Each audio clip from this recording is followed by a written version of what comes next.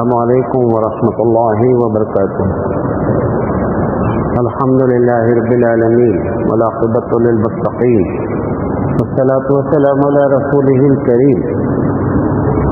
اعوذ باللہ من الشیطان الرجیم، بسم اللہ الرحمن الرحیم۔ لئن شکرتم لازیدنکم ولئن کفرتم ان عذابی لشدید۔ وقال تعالى في موضع آخر: وما أصابك من مصيبة إلا بإذن الله۔ وقال تعالى: وما أصابك من مصيبة فبما كسبت أيديكم۔ وقال تعالى: وما أصابك من سيئة فمن نفسك۔ صدق اللہ العظیم۔ محترم حضرات، ہم جس عنوان پر آپ سے بات کرنا چاہتے ہیں وہ یہ ہے کہ بھارت کی سطح پر یا عالمی سطح پر بہت سے قانون قرآن کے اور مسلمانوں کے خلاف یا تو بن چکے ہیں یا فائل سبمٹ ہے اور قانون بن جائے گا۔ ایسا کیوں ہو رہا ہے اور اس مسئلے کا حل کیا ہے؟ دونوں باتیں آپ سے کریں گے۔ ہر آدمی سوچے کہ یہ بات مجھ سے کر رہے ہیں مولانا، یہ آپ نہیں سوچیں کہ میں کسی دوسرے سے ایڈریس کر رہا ہوں۔ تو میں آپ سے کہہ رہا ہوں، جو بھی تقریر ہماری سنیں، میں ہر ایک فرد سے بات کر رہا ہوں۔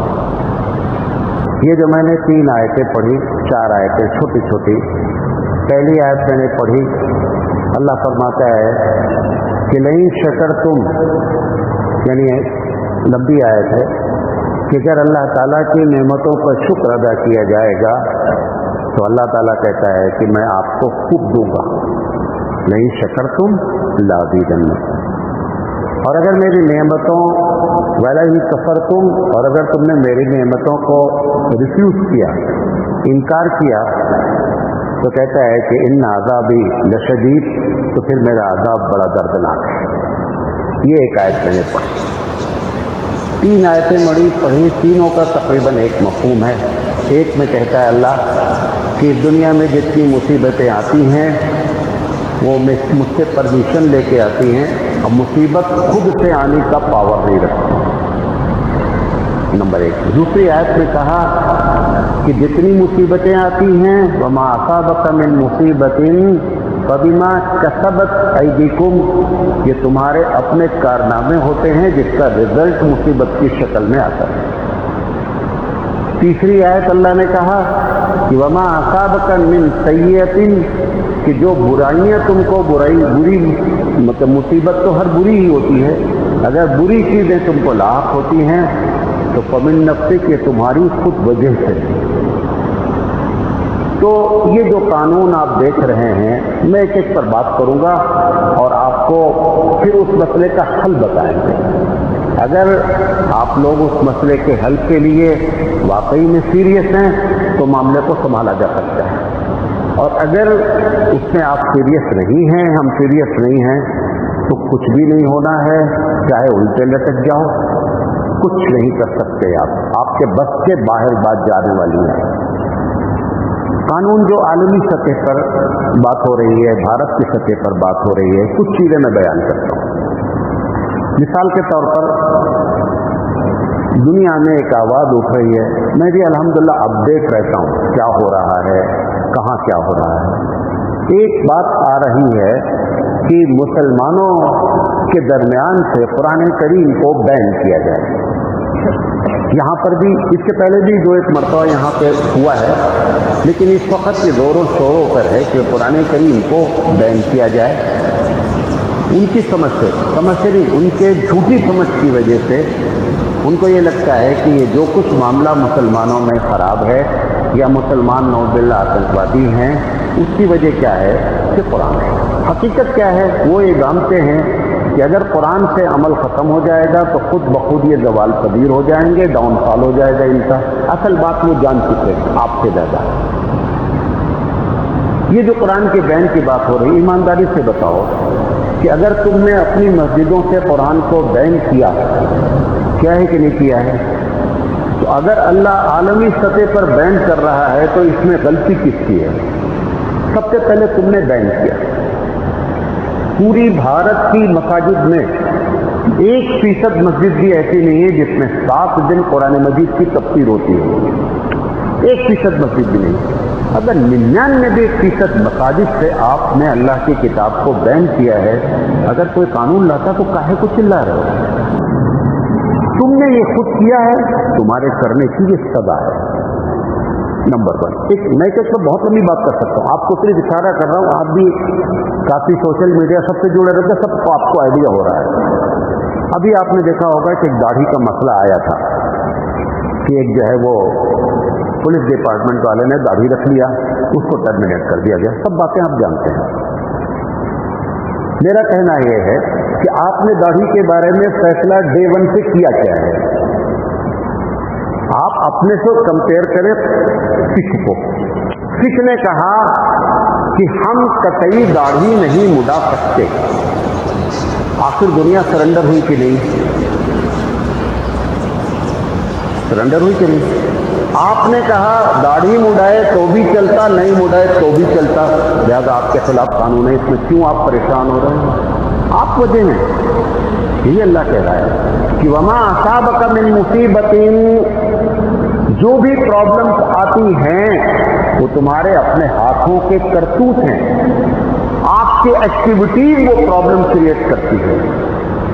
انہوں نے کہا کہ ہم بغیر ہتھیار کے نہیں چل سکتے. کس نے کہا؟ سکھوں نے. آخر دنیا سرنڈر ہوئی کہ نہیں؟ انہوں نے کہا ہم بال سر کا نہیں کٹا سکتے. ساری دنیا سرنڈر ہوئی کہ ہیلمٹ سے آپ کو ایکسپشنل کیا جاتا ہے. ایک ملک نہیں، دنیا سرنڈر ہوتی ہے جناب جب آپ اپنے موقف پر اڑ جاتے ہیں. آپ کا موقف تھالی کا لوٹا ہے، ادھر اور ادھر. جب تک ایک بات پکی نہیں کر لیں گے تب تک اللہ تمہارا ساتھ دینے والا نہیں ہے. اللہ غیر کا ساتھ دے رہا ہے، سکھ کا ساتھ دے رہا ہے کہ وہ اپنے قانون پر جمے ہیں، ان کا ساتھ دے رہا ہے. تم قرآن کے ماننے والے ہو، نبی کے امتی ہو، تمہارا ساتھ دینے کے لیے تیار نہیں. کیوں؟ ہماری پالیسی غلط ہے. جتنی باتیں کر رہا ہوں سب پریکٹیکل ہے. تیسری چیز، ابھی قانون کے لیے فائل داخل ہو چکی ہے بھارت میں کہ لڑکیوں کو اسلام میں وراثت کا حصہ کیا ہے کہ لڑکی کو 1 ملے گا اور لڑکے کو 2 روپیہ ملے گا. 2:1 کا ریشیو، 2 اور 1 کا انپات ہے. جب سے اس دیش میں اسلام آیا ہے، آپ اپنے دادا اور اپنے پردادا اور اپنے باپ، جب سے آپ مسلمان ہیں تب سے سوچ لیجئے آپ نے کبھی قرآن کے مطابق وراثت تقسیم نہیں کیا ہے. 1200 سال سے اگنور کر رہے ہیں اللہ کی کتاب کو. کتنے دن سے؟ 1200 ایئرس سے آپ نے اللہ کی اس قانون کو اگنور کیا. اب آپ کے قرآن کے خلاف قانون آنے والا ہے اور مجبور ہو کر کے لڑکی جو ہے وہ ڈبل حصہ لے گی اور آپ کچھ نہیں کر پائیں گے. ہونا چاہیے. سزائیں پھولوں سے نہیں دی جاتی ہیں. ایک بچہ شرارت کر رہا ہے، مارنا ہے تو کیا پھول ماریں گے؟ سزائیں ہمیشہ ڈنڈے سے پڑتی ہیں، تکلیف دہ ہوتی ہے، کبھی سزا کہلاتی ہے، ادروائز وہ سزا نہیں کہلاتی ہے. لو جہاد کا معاملہ آ رہا ہے، کچھ اسٹیٹ نے لو جہاد پر قانون بنا دیا. میں ان سب کو نہیں کہہ رہا ہوں کہ جو ان کی الگ کہانی ہے، لیکن آپ اپنے گریبان میں منہ ڈال کے دیکھ لیجیے ہماری پرابلم کیا ہے. لو جہاد میں کیا ہے؟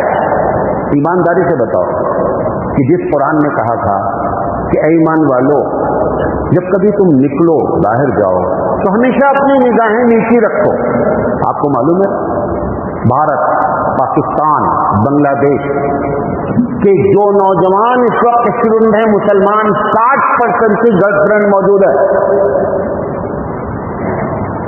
اسلام نے گرل فرینڈ کی بات کی تھی، اسلام نے بوائے فرینڈ کی بات کی تھی. یہ کس نے اجازت دی تھی کہ آپ شادی سے پہلے لو کریں اور شادی کے بعد لو کرنے کے لیے تیار نہیں ہیں؟ اچھا ہے قانون بن رہا، اچھا ہے.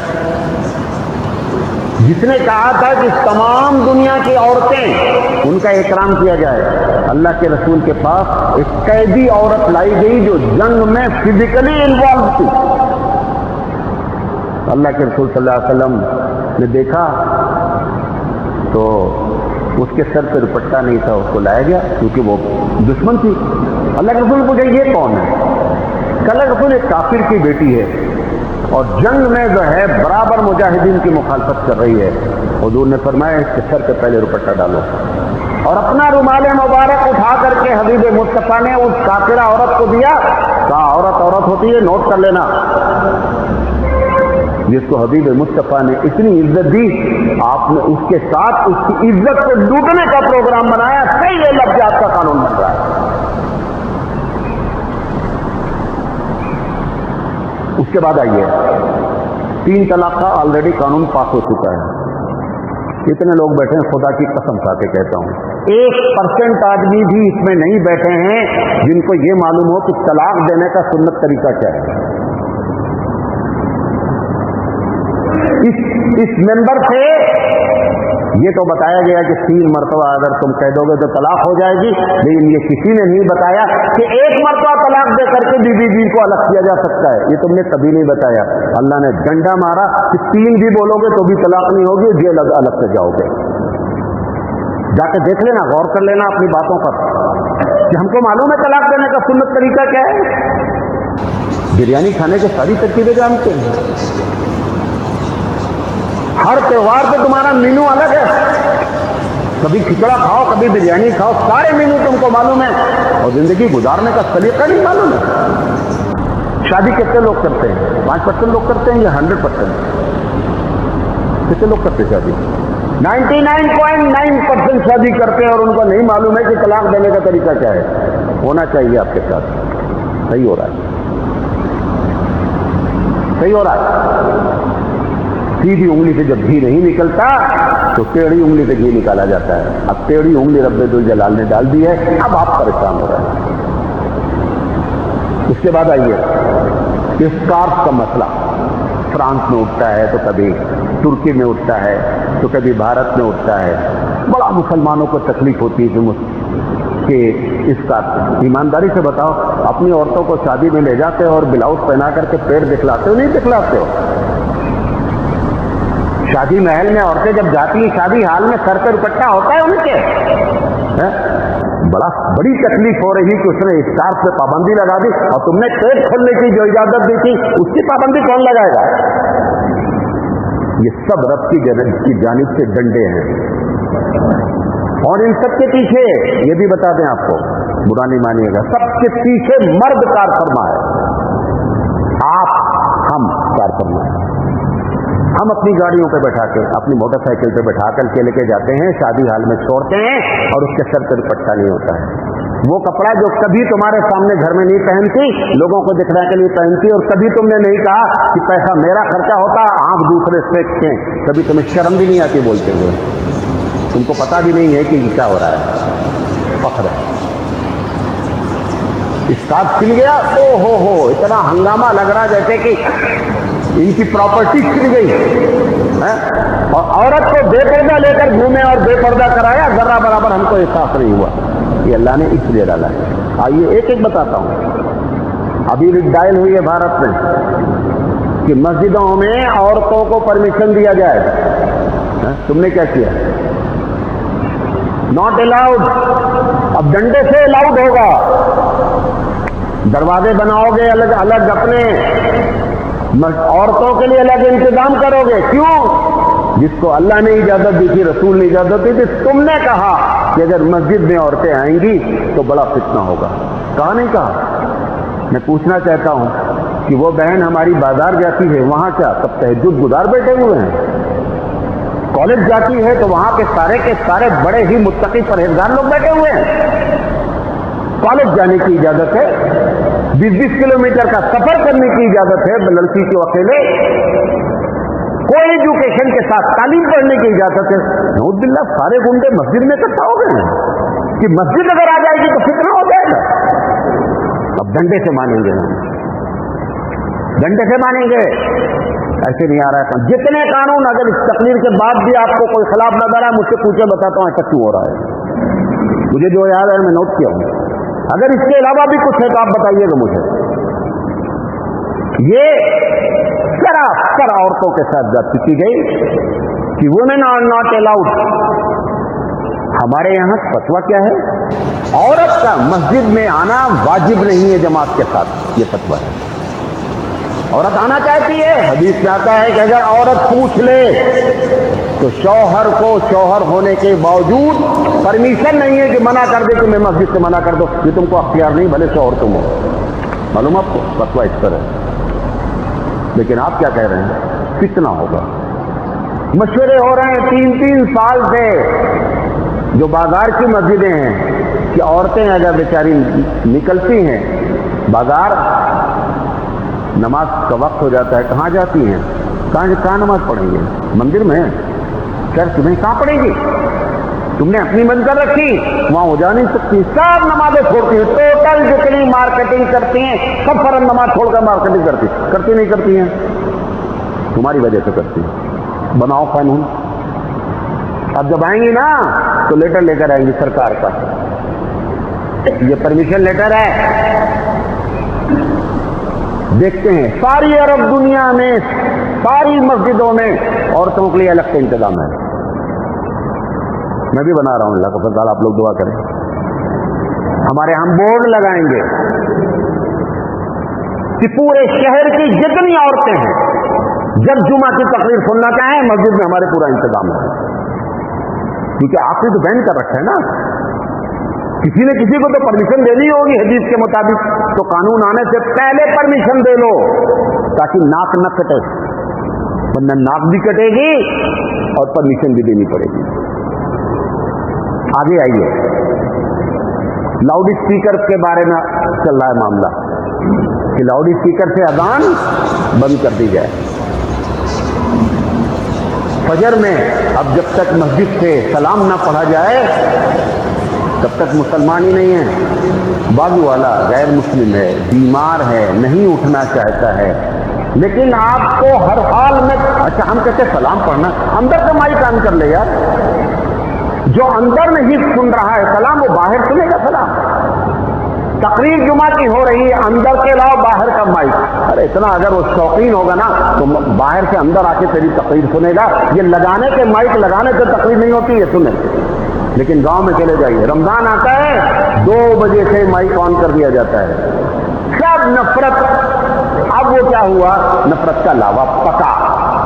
اب پکنے کے بعد انہوں نے کہا کہ اذان بھی بند ہونا چاہیے. کیوں؟ بہت اجازت دی آپ کو اللہ نے. جب سے مائک آیا تب سے اجازت تھی, اجازت کبھی بند نہیں ہوئی. کہیں وقتی طور پر کوئی ڈی ایم یا کمشنر بند کر دیا ہو, ادروائز قانونی لحاظ سے بند. اب قانون آئے گا, اب قانون آئے گا, سب چلاؤ گے کہ اذان کی آواز بھی کان میں نہیں آتی. ساری آواز تو آ رہی تھی, تب تم نے کون سا جو ہے کمال کر دیا. دیکھیں اپنی عادتیں دیکھیں. اس کے بعد ایک اور بھی بل دائر ہونے والی ہے بھارت میں کہ مردوں کو دوسری شادی کی اجازت نہیں ہونا. امریکہ وغیرہ میں تو پہلے سے ہے, یہاں بھی ہونے والا ہے. وجہ کیا ہے؟ جتنے لوگ دوسری شادی کیے ہیں بھارت میں 99% چھپ کر کیے ہیں. حدیث میں آتا ہے کہ شادی کو اعلان کر کے کرو. تم نے کیسے کیا؟ چھپ کے کیا. نمبر 1, کم سے کم 80% پہلی بیویاں پریشان ہیں تمہاری وجہ سے جس نے دوسری شادی کیا ہے. ان کے بچے پریشان ہیں, ان کا حق نہیں دیتے. اب پروردگار عالم کیا کرے گا؟ ایسے نہیں مانتے تھے. قرآن نے تو کیا کہا تھا کہ اگر تمہارے اندر انصاف کی صلاحیت نہیں ہے تو ایک طرح سے پا کر لو. علم تعدلوا فواحدۃ, گرچہ وہ کوئی کنڈیشن نہیں ہے فقہی لحاظ سے, لیکن اس نے انصاف کی بات کی. آپ نے گھر دوسری شادی کرنے والا 80% ناانصافی کرتا ہے. اب بین ہوگا, اب بین ہوگا کہ دیکھو ہم ایسے بھی منواتے ہیں. آگے آئیے, ایک قانون آ ہی گیا ہے, بن چکا ہے کہ مرد مرد سے شادی کر سکتا ہے, عورت عورت سے شادی کر سکتی ہے. یہ سب کے خلاف ہے, ہر مذہب کے. میں ایک بات کہہ رہا ہوں, ایک دم بری نہیں مانیے گا, لیکن خدا کی قسم کھا کے کہہ رہا ہوں, سچ کہہ رہا ہوں. سب سے زیادہ قوم لوط کا عمل مذہبی لوگوں کے اندر موجود ہے. جس کو عام ہوموسیکسل کہتے ہیں، سب سے زیادہ دنیا کے جتنے مذہبی لوگ ہیں اس کے اندر سب سے زیادہ یہ عیب موجود ہے. اس کی وجہ سے یہ قانون آیا. میں نام نہیں لینا چاہتا ہوں، میں ہزاروں لوگوں کو جانتا ہوں، خدا کی قسم کھا کے کہتا ہوں، ہزاروں لوگوں کو جانتا ہوں کہ جو بڑے مذہبی ہیں اور سب سے بڑے بدکار ہیں اس معاملے میں. اس لیے اللہ تعالیٰ نے یہ قانون نافذ کر رہا تھا. ایک کوشش اور ہو رہی ہے، یہ ایکسٹرا سول کوڈ ہو رہی نا. کیا ہے ایکسٹرا سول کوڈ؟